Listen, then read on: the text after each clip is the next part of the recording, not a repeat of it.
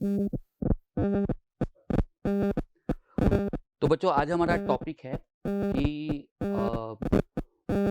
Work done by spring force, spring block system है। Okay, तो ये आपके पास में स्प्रिंग, ये आपका ब्लॉक, ठीक है। अगर मैं स्प्रिंग अभी आपकी नेचुरल लेंथ में है, कौन सी लेंथ पे है अभी? Natural length. ओके, तो इस ब्लॉक को हम यहां पर हम ओरिजिन ले लेते हैं, तो मतलब इस जगह के कोऑर्डिनेट क्या हो गए? x बराबर 0।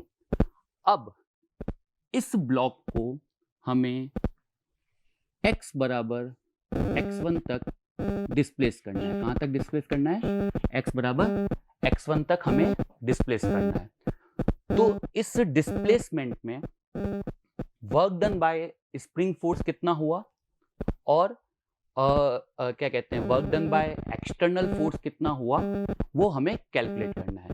तो बच्चों लास्ट क्लास में हम लोग पढ़ चुके हैं कि हमारे पास में वर्क डन का फॉर्मूला क्या होता है? W बराबर F डॉट D। ओके, अब इसके साथ एक कंडीशन है। क्या कंडीशन है? ये फॉर्मूला आपका डायरेक्टली तभी एप्लीकेबल है जब कंप्लीट डिस्प्लेसमेंट डी के लिए आपका जो फोर्स है वो क्या होना चाहिए? कांस्टेंट होना चाहिए। अब हम कौन से फोर्स की बात कर रहे हैं? हम लोग बात कर रहे हैं स्प्रिंग फोर्स की। कौन सी फोर्स की बात कर रहे हैं? Spring force.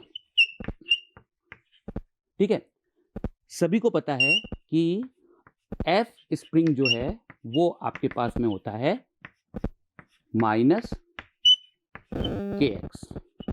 ओके, क्या मतलब है इसका? कि स्प्रिंग फोर्स जो है वो, ये जो x है वो स्प्रिंग में एक्सटेंशन या कंप्रेशन फ्रॉम नेचुरल लेंथ। इसका मतलब देखिए, इनिशियली स्टेज के अंदर अगर हम देखें तो स्प्रिंग कौन सी लेंथ में थी? नेचुरल लेंथ में। मतलब हम कह सकते हैं कि इस समय यहां पर इस ब्लॉक पे कोई भी स्प्रिंग फोर्स नहीं है। लेकिन जब हम इसको एक्सटेंड करेंगे, x बराबर 0 से x बराबर x1 तक लाएंगे, तो इस पर स्प्रिंग फोर्स एक्ट करेगा। अब सोचिए, ब्लॉक x बराबर 0 से x बराबर x1 तक गया, तो बीच में इस ब्लॉक के जो x है वो 1 भी आएगा, 2 भी आएगा, और x1 तक जितने नंबर्स हैं वो 0 से x1 तक में वो एक्सटेंशन स्प्रिंग के अंदर होगा।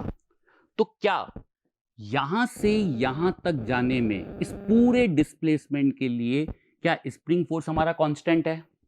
बिल्कुल नहीं है। मान लीजिए अगर यहां पर है तो स्प्रिंग फोर्स 0, यहां अगर ब्लॉक पहुंचा तो मैं एफ स्प्रिंग क्या लिखूंगा? अगर इस जगह का कोऑर्डिनेट एक्स बराबर 1 है तो मैं एफ स्प्रिंग क्या लिखूंगा? माइनस के इंटू 1। फिर से एक्स बदल जाएगा, तो इसका मतलब स्प्रिंग फोर्स लगातार चेंज हो रहा है। तो फिर हम ये फॉर्मूला डायरेक्ट अप्लाई नहीं कर सकते। फिर कैसे करेंगे? तो हम निकालेंगे small work done for small displacement dx।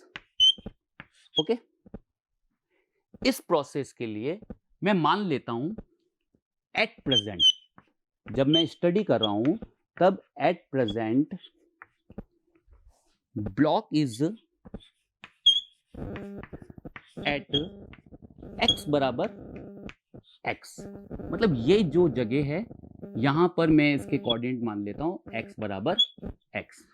Clear? अब यहां से वेरी स्मॉल डिस्प्लेसमेंट, बिल्कुल जरा सा डिस्प्लेसमेंट हम लोग देंगे ब्लॉक को। कितना? dx। भाई अगर आप यहां पर इस एक्सिस पर वेरिएबल अगर आप x लेंगे या डिस्टेंस को आप वेरिएबल x से शो कर रहे हैं, तो ये जो छोटा सा स्मॉल डिस्प्लेसमेंट हुआ है, ये स्मॉल डिस्प्लेसमेंट का नाम क्या हो जाएगा? dx। ठीक है, तो सिर्फ इस जगह से यहां तक के डिस्प्लेसमेंट का जब मैं वर्क डन निकालूंगा तो वो होगा dw बराबर magnitude of F dx cos theta. ठीक है, क्यों? क्योंकि हम जानते हैं कि dot product A dot B अगर है तो वो क्या होता है, magnitude of A magnitude of B cos theta. Clear? एक बार रिकॉल कर लेते हैं, जस्ट आपको पता होगा। अब सिर्फ हमें वैल्यू पुट करना है।